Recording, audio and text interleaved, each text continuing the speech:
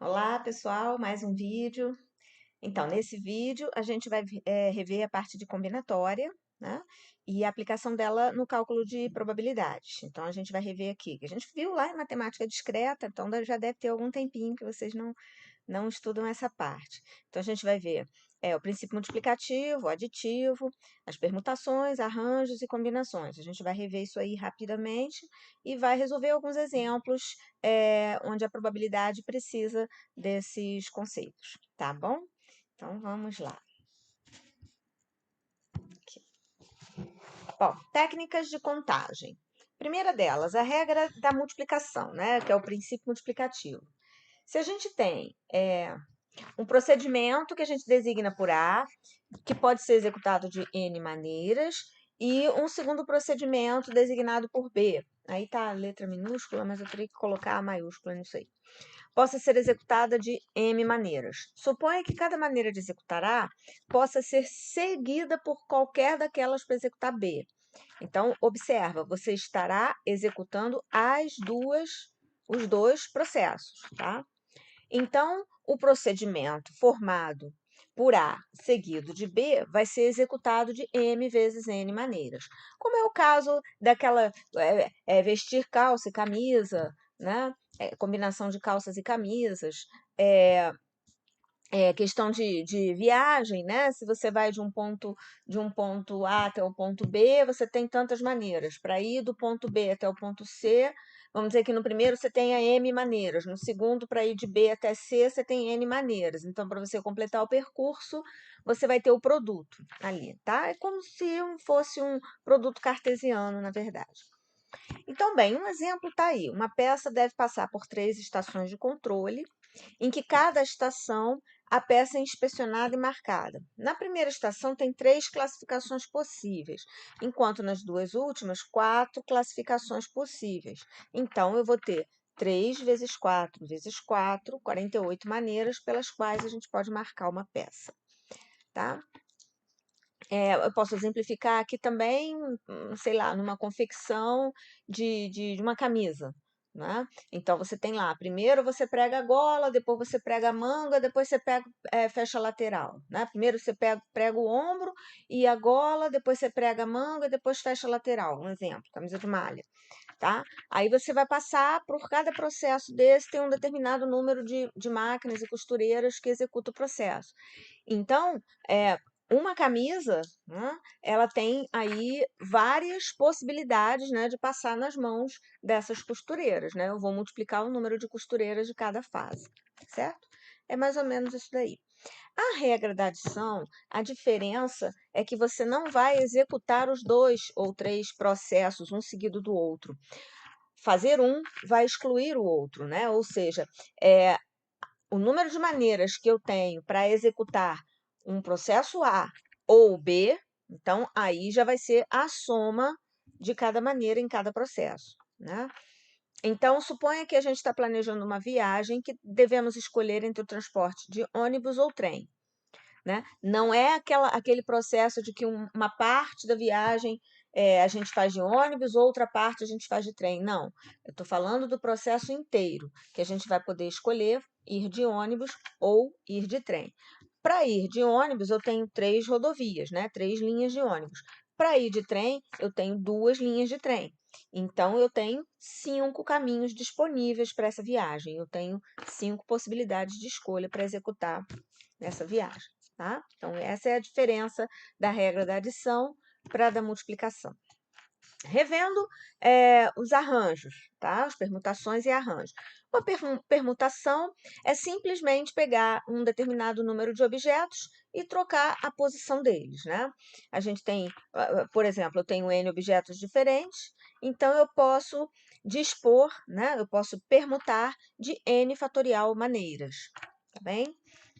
E se eu quiser, por exemplo, né, eu não tenho N objetos para alocar em N posições. Se eu não tiver isso, né, se eu tiver N objetos para alocar num número menor de posições do que objetos disponíveis.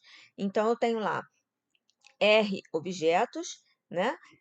Dentre os N, eu vou escolher esses R objetos nos N objetos disponíveis, né? E ainda, por cima, depois, permutar esses objetos, esses R objetos escolhidos em seguida. Então, isso é o que a gente chama de arranjo.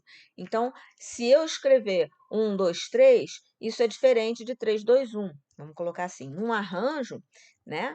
A colocação dos objetos, né? A ordem que eu coloquei os objetos, a arrumação dos objetos, faz diferença, tá bom?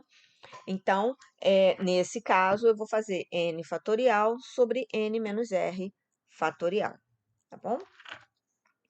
No caso das combinações, né, aí aqui a gente está desconsiderando a ordem. Então, vamos imaginar que eu tenho os números de 1 a 9 para escolher, e eu vou escolher 3. Tá? Então, a escolha 1, 2, 3 é a mesma escolha 3, 2, 1. Diferente do caso da permutação, do arranjo, desculpa. Tá? Então, na combinação, eu vou me preocupar apenas com a escolha e não com a permutação dos objetos escolhidos. Né? Então, por isso que eu divido o arranjo, que é essa fórmula que está aqui em cima, deixa eu pegar que é essa fórmula que está aqui em cima, tá? Eu divido isso aqui pelo número de permutações possíveis que eu tenho dos R objetos, né? Porque aí eu estou descartando essas permutações que eu posso fazer nos objetos. Então, vamos aos exemplos, tá? Aqui eu já vou colocar um exemplo envolvendo probabilidade também. Então, vamos lá. Um grupo é formado por 7 rapazes e 5 moças. São escolhidas 4 pessoas desse grupo, ao acaso, sem reposição, para formar uma comissão de 4 pessoas, claro. Determine a probabilidade de serem escolhidos exatamente 2 rapazes. Então, vamos resolver o item A. Primeira coisa que eu preciso determinar, né, para o cálculo de uma probabilidade, a quantidade de elementos que eu tenho no meu espaço amostral. Né? Então, nesse caso aí, o meu espaço amostral é formado pela combinação das 12 pessoas tomadas 4 a 4, ou seja, de quantas possibilidades eu posso escolher 4 pessoas dentre as 12, indiferentemente se é rapaz ou moça, tá? Então, esse vai ser o número de elementos do meu espaço amostral, 495, beleza? Então, aí agora a gente vai calcular no primeiro evento, né? Que seria exatamente 2 rapazes, né? Então, eu vou escolher 2 entre os 7 rapazes e depois 2 entre as 5 moças.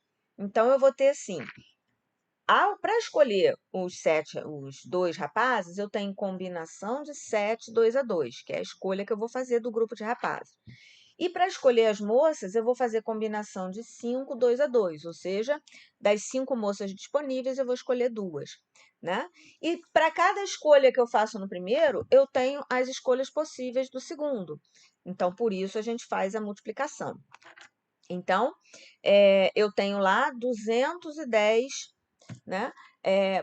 Comissões de 4 pessoas, onde eu tenho exatamente 2 rapazes. Então, a probabilidade, né, de serem escolhidos exatamente 2 rapazes vai ser 210 dividido por 495, que é a cardinalidade do meu espaço amostral.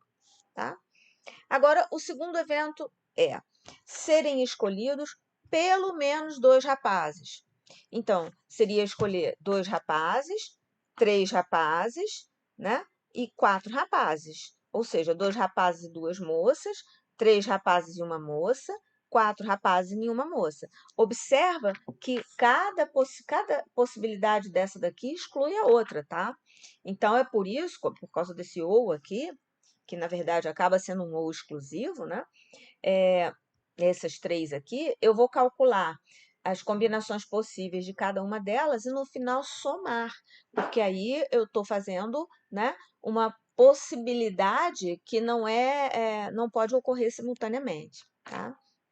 Bem, aí vem as contas, né? Do primeiro seria 2 rapazes e 2 moças, que são os 210 elementos que a gente já tinha encontrado antes. Nos 3 rapazes e uma moça, a gente vai fazer entre os 7 rapazes, eu vou escolher 3, e entre as 5 moças eu vou escolher uma. Então, tá ali.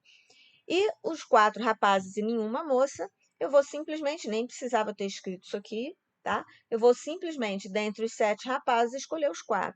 E aí, no final, eu vou somar essas 3 quantidades e fico com 420 elementos. Nota que se por acaso, né, a gente erra nas contas e esse número aqui fica maior do que o número de elementos do espaço amostral, tem algo errado, né? Então, isso já é uma indicação para a gente. Eu não posso ter um número de escolhas particular maior do que todas as escolhas possíveis, tá bom?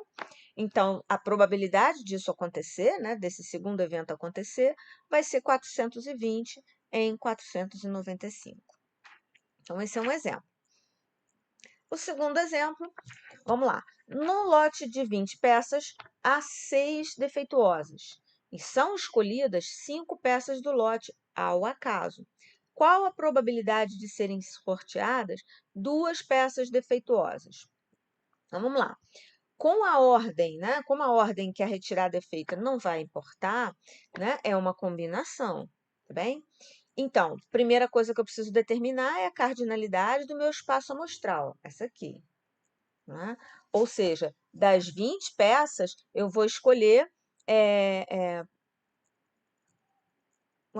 as 6 defeituosas. Espera aí.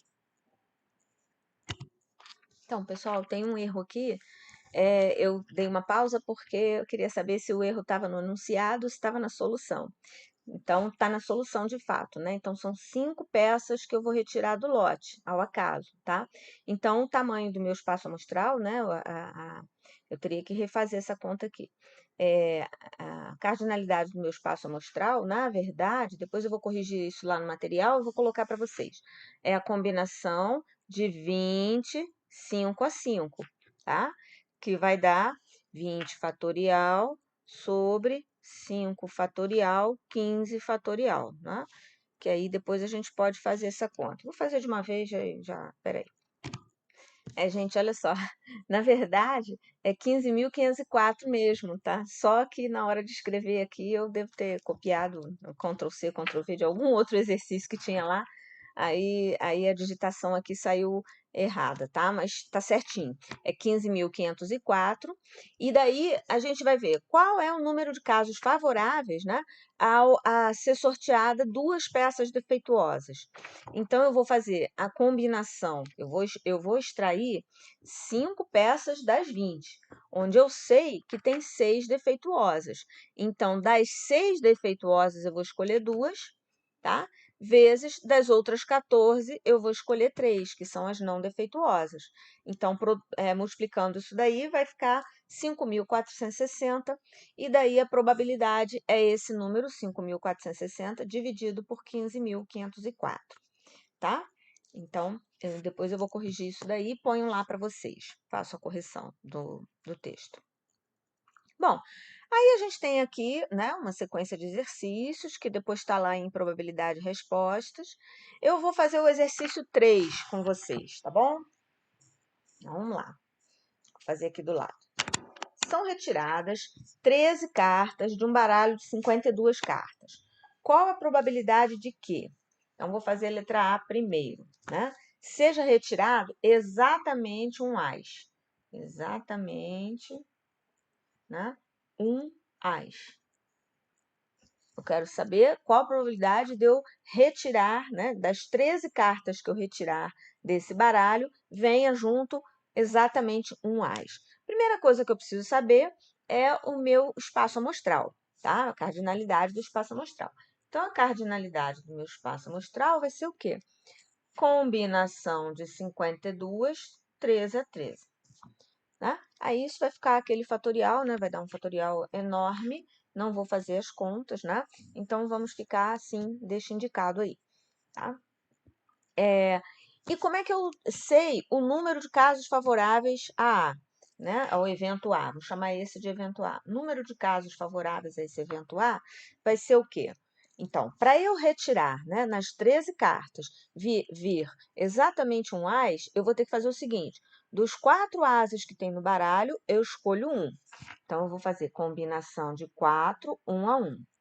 multiplicando.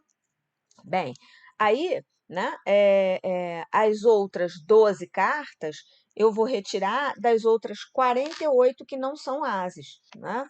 Então, vezes 48, combinação de 48, 12 é 12. Então, esse aqui é o número de casos favoráveis a, né, a esse evento aí. Então, seria, entre os 4 ases, eu escolho exatamente um, e como são 13, né, falta escolher as outras 12 cartas que eu vou escolher das 48 que não são ases, tá bem? E daí a probabilidade do evento A, né, vai ser exatamente a cardinalidade de A dividido pela cardinalidade de S. Né? Aí depois vocês podem fazer as contas. Na letra B, sejam retirados pelo menos um as. Aí seria um as, ou 2 ases, ou 3 ases, ou 4 ases. Essa conta vai ficar grande. Então, o que eu posso fazer é calcular o evento complementar, que seria, eu teria que fazer primeiro a probabilidade de obter nenhum as. Tá? Então, qual seria, vamos colocar assim, eu vou dizer o evento B, retirada pelo menos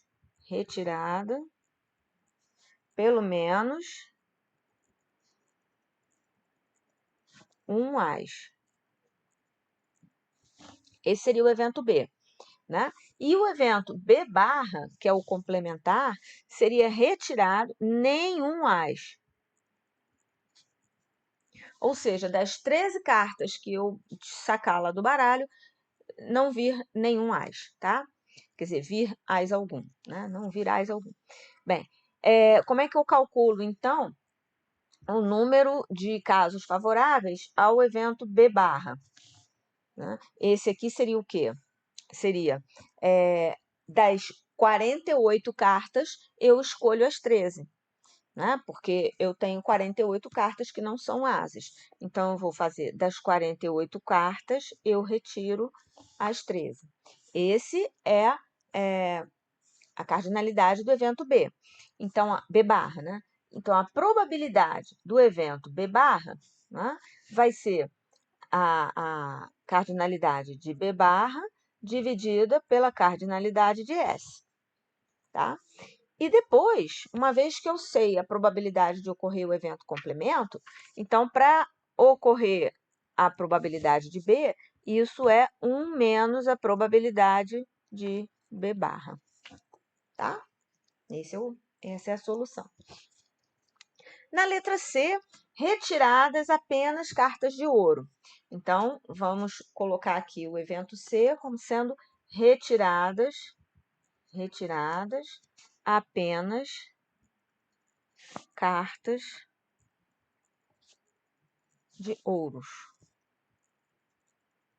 Ouros é aquele balãozinho, né? Bom, no baralho, a gente tem 13 cartas de cada naipe, né?